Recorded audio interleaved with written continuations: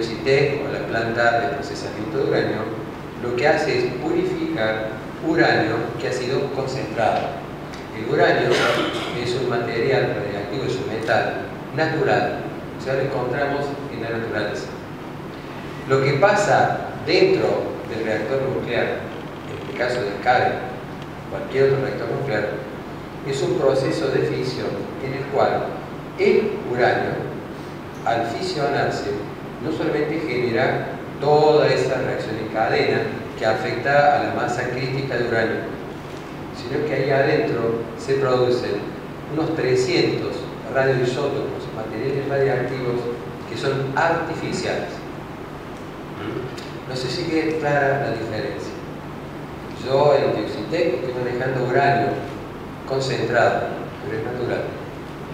Dentro del reactor va a haber por lo menos más de 300 radioisótopos distintos, cada uno de ellos con sus propias características radiactivas y con sus propias características toxicológicas. Entonces, es una fábrica que, pero es un riesgo nuevo. En la Tierra recién empezaron a liberarse de estos radioisótopos artificiales cuando se hizo el primer reactor nuclear que se hizo en Estados Unidos, en un campo de Squash, en donde funcionó el primer reactor nuclear. Y después otra fuente de dispersión fue cuando, asociado a ese campo, se hizo la primera bomba atómica, el primer artefacto nuclear, y que se hizo estallar en Alamogordo en el año 1945, y que fue el anticipo de Hombre Gordo y Fat Man, y después de Little Boy, Pequeño Niño, que fueron las bombas que se arrojaron en Hiroshima y Nagasaki. Esas fueron las 3 veces iniciales en que esos cientos de radioisótopos que antes estaban encerrados se liberaron a la mente. Desde ese momento, cada vez que se generó, se armó un reactor nuclear de potencia, se recreó esa producción de radioisótopos y parte sale en forma rutinaria y buena parte queda almacenada en el combustible nuclear agotado. Entonces debe quedar claro el área de impacto, 500, 700 kilómetros, muchos radioisótopos. Pero con respecto a la radiación, es importante, parece mucha información, pero es importante tenerlo claro. Cada radioisótopo tiene su propia vida media y cada radioisótopo produce distintos tipos de radiación y distintos niveles de energía de esa radiación. Todos los materiales radiactivos producen partículas alfa, partículas beta, radiación gamma. A veces algunos materiales producen radiación exótica que lo vamos a dejar de lado. Entonces, todos estos materiales radiactivos se caracterizan por si producen o alfa o beta, o alfa y beta, o alfa, beta y gamma. Pero también se diferencian por la energía que transmiten y cada uno tiene una vida media distinta. Digo esto si bien es complicado, pero para que ustedes vean de qué estamos hablando. No estamos hablando de arsénico, que es un material cancerígeno manoseado, fácil de identificar y que 0.1 miligramos por litro no representa riesgo para la salud, es el último estándar. No. Estamos hablando de 300 más radioisótopos distintos, cada uno con una vida media diferente. ¿Y qué quiere decir vida media diferente? Uno de los materiales que descargan los reactores nucleares de potencia que podría descargar el Carium 150 es el plutonio 239. El plutonio 239, se darán cuenta por su número, el uranio 238, está muy cerquita, que es uno de los materiales que también integra el grupo que ingresa a un reactor. El plutonio 239 es uno de los materiales químicos más tóxicos que ha producido el ser humano.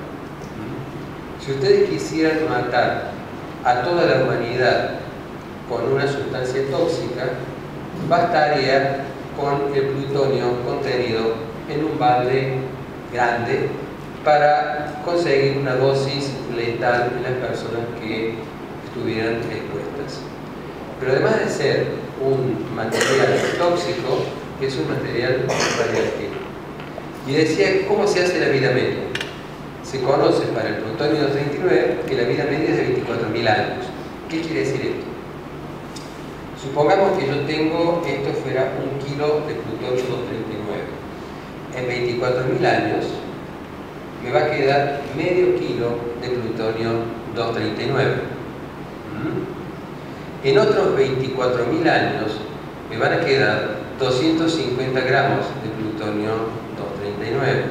Y en otros 24.000 años más me van a quedar 125 gramos. Para resumir, aplicamos generalmente una fórmula de por 10. Vida media por 10 es el periodo de riesgo que tiene un material radiactivo. Cesio 137 y estroncio 90, que son dos materiales que son producidos en gran cantidad de los accidentes y las descargas masivas de los reactores en crisis, tienen en promedio una vida media de 30 años. Aplico por 10, 30 por 10 me da 300. Es decir, cuando yo tengo cesio o estroncio, mi riesgo, el horizonte de riesgo, es 3 siglos. Con el agravante de que el cesio 137 es un material que ingresa a las cadenas alimentarias, al igual que el estroncio 90, y como son sustancias radiactivas que se parecen a sustancias estables, por ejemplo, en el caso del estroncio 90, que dijimos son riesgos de 3 siglos, resulta que cuando el organismo humano está expuesto e ingresa estroncio 90, se comporta como el calcio, que no es radiactivo. Por lo tanto, el organismo manda huesos. Y los huesos no saben identificar calcio de estroncio 90. Por lo tanto, una de las grandes fuentes de almacenamiento de estroncio 90 son huesos. Otro material radiactivo que se produce y que tiene la vida media mucho más corta es el yodo 131.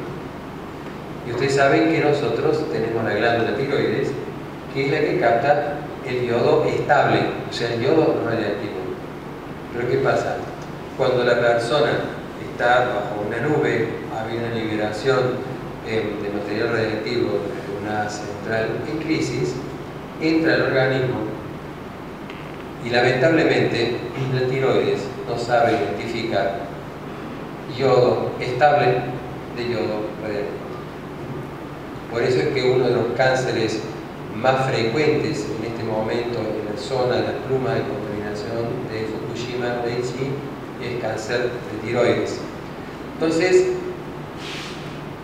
yo creo que ustedes van armando este nivel de complejidad en donde adentro el balance entre fisión y antifisión, y que cuando se libera pueden ser más de 300 radioisótopos con distintas vidas medias que actúan de distintas formas sobre el organismo. Y en este caso hay dos cifras que me parecen muy importantes que deben recordar.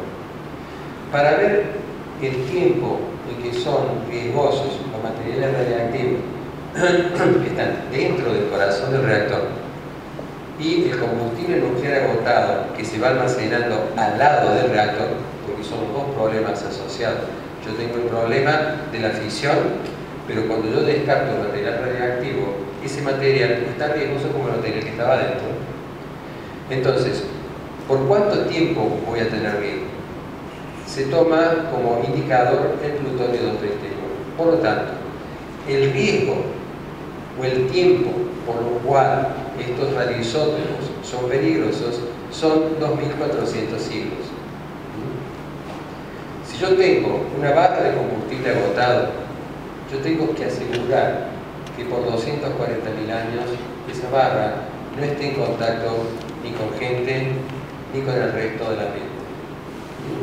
No sé si queda claro esto de, si yo opto por tecnología nuclear, el primer problema que yo tengo es que está dentro del corazón del reactor y los residuos tienen un horizonte de riesgo de 240.000 años.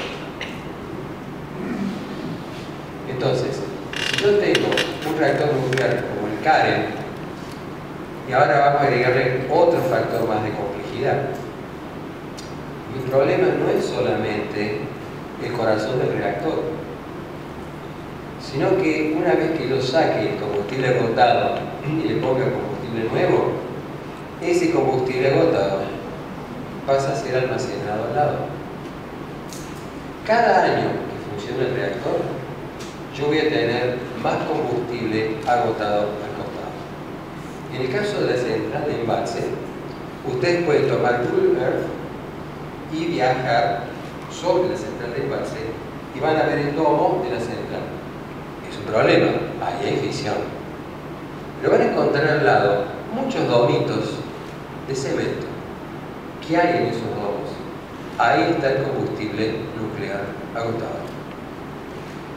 La diferencia es que en el reactor yo cada vez voy a tener una sola carga, pero en el depósito voy a tener todo el combustible nuclear agotado de la edad que tenga el reactor.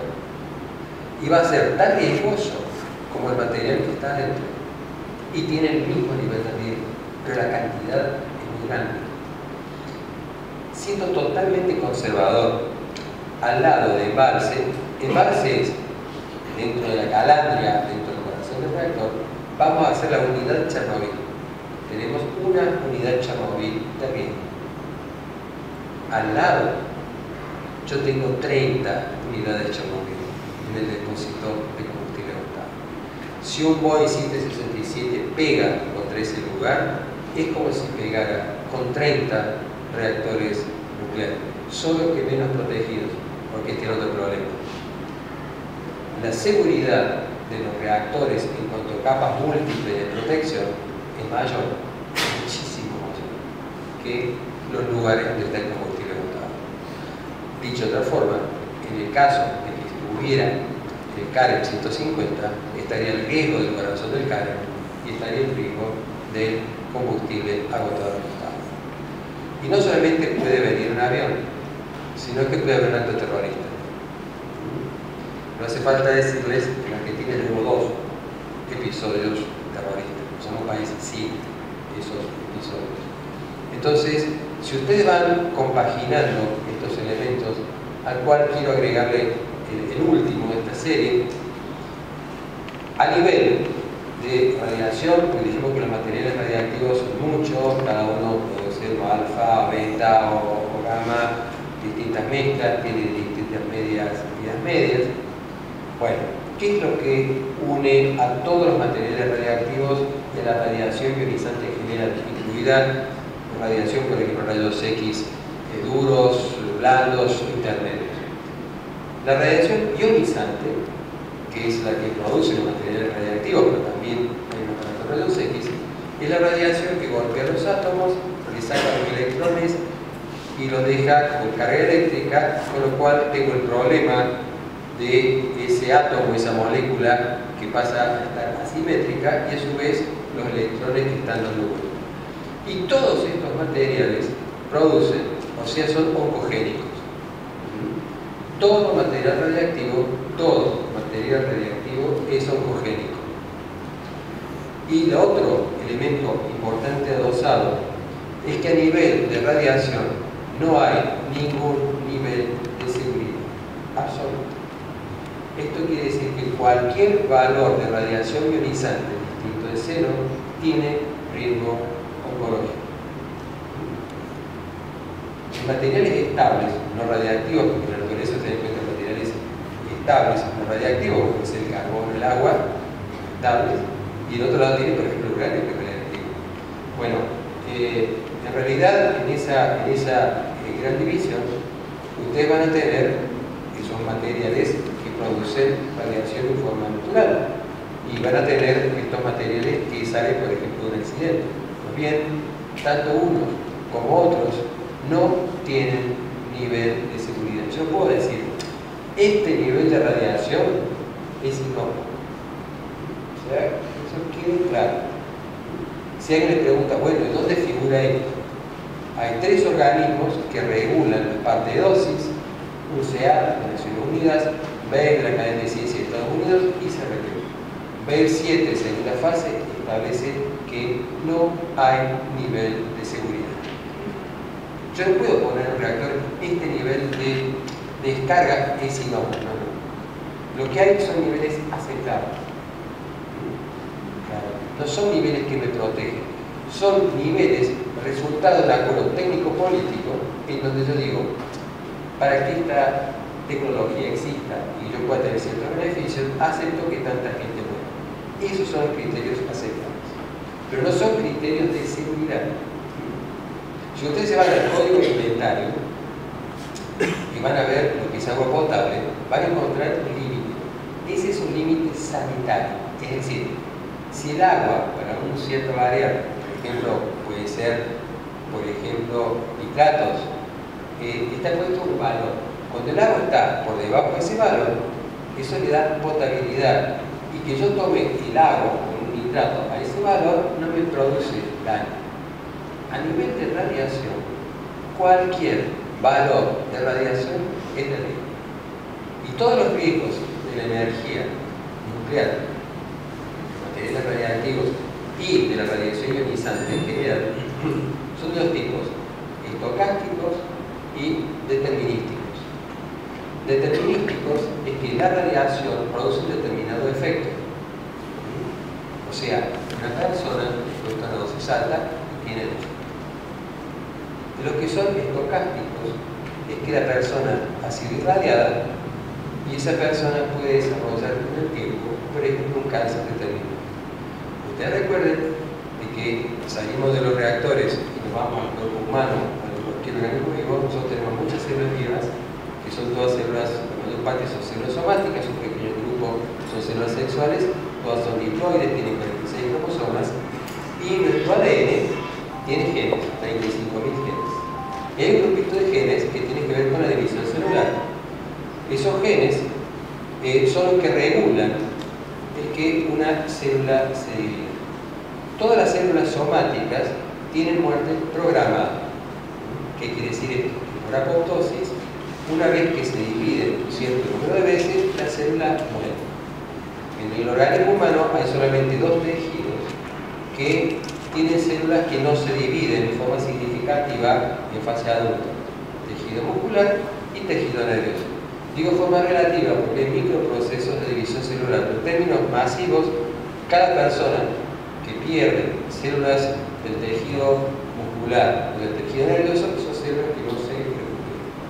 Entonces decía, bueno, todas estas células funcionan con el ADN, y funcionan con un código y funcionan con un programa de vida y de muerte, que cuando la célula se divide un cierto número de veces, la célula se muere por apoptosis. ¿Qué es lo que produce la radiación? O puede producir un electrón descargado por un átomo, una molécula que ha sido golpeada por una partícula alfa, beta, radiación gamma. Cuando la partícula o el rayo alcanza esa parte del genoma que regula la división celular, le rompe el freno. Golpea y le rompe el freno. ¿Y qué es lo que nos queda? Una célula normal. Excepto en una cosa. Va a ser normal en el citoplasma, los pequeños organelos que tienen dentro del citoplasma, va a desaparecer todo bien. Pero lo que no está bien es que en su genoma, o sea, en un grupo de genes, se perdió el freno. Entonces, ¿qué le pasa a esa célula? Esa célula empieza a dividirse. Generalmente hay tejidos que se dividen y cuando encuentran a las paredes de las otras células, se dejan de dividir. Una célula que ha perdido el freno llega y sigue dividiéndose. Lo que pasa, si está en contacto con tejido sanguíneo, puede suceder que las células que han perdido el freno migran y se radican en otras partes, en otros tejidos, en otros órganos. Lo que nosotros tenemos cuando una célula pierde el freno se llama célula cancerosa. Ese es un cáncer. Y lo que tenemos cuando se ha irradiado por estos mensajeros de falla en frenos es una metástasis. Entonces, uno de los efectos, que no son los únicos, la radiación ionizante también actúa sobre el genoma produciendo senescencia precoz, o sea, envejecimiento rápido, y es algo que se ve mucho en Chernobyl. O sea, no es solamente oncogenia, sino que hay otros efectos cruzados. Esto es lo que significa tener un reactor nuclear de potencia cerca. La posibilidad, y cuando digo cerca, me refiero a 500 kilómetros. Si yo estoy dentro del área de impacto, basta que se produzca un accidente, por ejemplo, de nivel 7 para que esto ocurra. Ahora bien, esto entonces es el CAREN 150. La Comisión Nacional de Energía Atómica, en nuestro país, hay tres organismos que tienen que ver con el tema nuclear. Comisión Nacional de Energía Atómica, Autoridad Regulatoria Nuclear, que supuestamente controla, pero está integrada con técnicos que vienen de CNEA, y Autoridad Regulatoria, es decir, tenemos la ARN, tenemos la NASA, que es la Autoridad Centrales, y tenemos la Comisión Nacional de Energía Atómica. En el caso del proyecto del CAREN 150 están involucrados de alguna forma la Comisión Nacional de Energía Atómica y seguramente también va a estar involucrado IPAP, que es una empresa que tiene mayoría accionaria de la Comisión Nacional de Energía Atómica y la otra parte del gobierno de Río Negro, o sea, es Comisión Nacional de Energía Atómica. Lo que han dicho en Formosa, y seguramente dirían, si acá estuviera gente de la Comisión de Energía Atómica, dirían lo siguiente. Primero, minimizaría todas las cosas que yo acabo de decir, porque son tecnólogos, no son biólogos. Pero le van a decir una cosa muy interesante. Yo no sé por qué insisten con este riesgo. Está bien, pasó Chernobyl, está bien, sigue pasando Fukushima. Pero en Argentina nunca tuvimos un accidente. Entonces, eso muestra nuestra seriedad, creo. Y lo que se olvida, no se olvida, lo que oculta CNEA, es que nosotros en Argentina tuvimos un accidente nuclear. Y yo les decía de que un accidente nuclear se mide, de acuerdo a la escala Guinness, de 0 a 7. Chernobyl 7, Fukushima 7. En el año 1983, en un reactor que se llamaba RA2, se encontraban trabajando los técnicos, un reactor experimental, o sea, mucho más pequeño que el CAREN 150, porque era un reactor prácticamente sin potencia. Estaban trabajando dentro del RA2 y hubo una falla de manejo. O sea, se manejó mal, hubo falla humana. Uno de los operarios que sobrevivió dijo de que vio como un resplandor. Él lo describe como un flash. No cambió el aire, no hubo olores raros, no hubo explosión. Pero lo que pasó en ese flash fue que las personas que estaban allí fueron expuestas a radiación. Estaba sacando el cálculo, en total se irradiaron 18 personas. Una de esas personas, creo que acá debo tener el valor, recibió 2000 rad de radiación gamma y 1700 rad de neutrones, que es otra de las partículas que podemos encontrar en un reactor, o sea, 3700 rad en total. Esa es una dosis letal. Por lo tanto, la persona murió. O sea que no solamente que Argentina ha tenido un accidente nuclear, sino que tenemos una víctima de accidente nuclear. Las otras personas sobrevivieron, pero tuvieron distintos niveles de absorción. Y obviamente no hubo un seguimiento. Esto me parece importante porque el INES clasificó en la última revisión, porque sobre los accidentes han sido revisados cuidadosamente por el Organismo Internacional de Energía Atómica, fue un accidente INES 4. Yo les pido que recuerden esto. Ines es 0,7. Chernobyl, 7. Fukushima, Daiichi, 7. RA2, 4. En Formosa, pero públicamente, cuando se ha reunido gente de la Comisión Nacional de Energía Atómica, insistía en el hecho, que insistían las mismas autoridades de Formosa, pero que obviamente deben haber leído sobre la energía nuclear en un Villiquen, insistía de que Argentina nunca tuvo un accidente nuclear. Pero sobre la seriedad de la Comisión Nacional de Energía Atómica, vamos a viajar más cerca. Ustedes saben que Argentina quiere exportar reactores nucleares que son justamente los CAREM. El motivo por el cual se construye el CAREM 25 y se quiere construir el CAREM 150 es para que sea un showroom. Es para mostrarles a los países un reactor pequeño, porque los otros son grandes, más costosos. Nosotros hacemos reactores más pequeños. Por eso el CAREM 25 y por eso el 150. No tiene sentido poner un CAREM 25 en Buenos Aires y un CAREM 25 en Formosa. Pregunta interesante a decir por qué quieren poner los 150. Y decir, porque queremos más electricidad. Pero, ¿por qué justo los 150? Entonces, lo que se busca es mostrarlos y que se vean. Argentina, en el año 2000, se presentó a un concurso internacional para construir un reactor nuclear en la ciudad de Sydney. Allá tiene un reactor que se llamaba Lucas Gate 2 y lo gana. Lo gana para construir el reactor de Lucas Gate 2 que hoy lo llamamos global. Yo me encuentro en ese momento en Australia, en la reunión de Naciones Unidas, y justo iba en un tranvía. Esto es muy gracioso. En un tranvía, previamente me presentan al embajador argentino en Australia. Sentamos y nos toca volvernos, estábamos en Adelaida, a volver al centro de Adelaida en un tranvía. Y el embajador estaba totalmente eufórico. Entonces, como realmente uno tiene muchas cosas que hablar a veces con un embajador en un tranvía. Entonces le pregunto al embajador, perdón embajador, digo, ¿por qué está tan contento? Porque realmente estaba eufórico. Y me dice, pero Montenegro, dice, usted también debería estar contento. Bueno, le digo, participe, vamos a ver.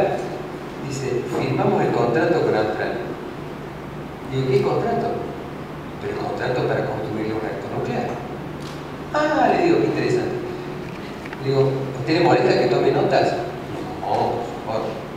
Entonces, saqué toda la información que pude sacar del embajador. Cuando llegamos a Adelaida, le dije, quiero aclararle, embajador, que vamos a hacer todo lo posible porque ese reactor no se construya nunca. Porque estamos en contra del proceso interno, pero también estamos en contra de proliferación, o sea, que proliferen. Dice, ¿usted no es argentino? Sí, le digo, soy, pero pienso distinto. Dice, hagamos una cosa, Montenegro. Yo le hago contacto con la gente de la Comisión de Energía Atómica porque yo le dije, mire, vamos a ahorrar. Nos hemos reunido muchas veces, no coincidimos. Yo ya me enteré.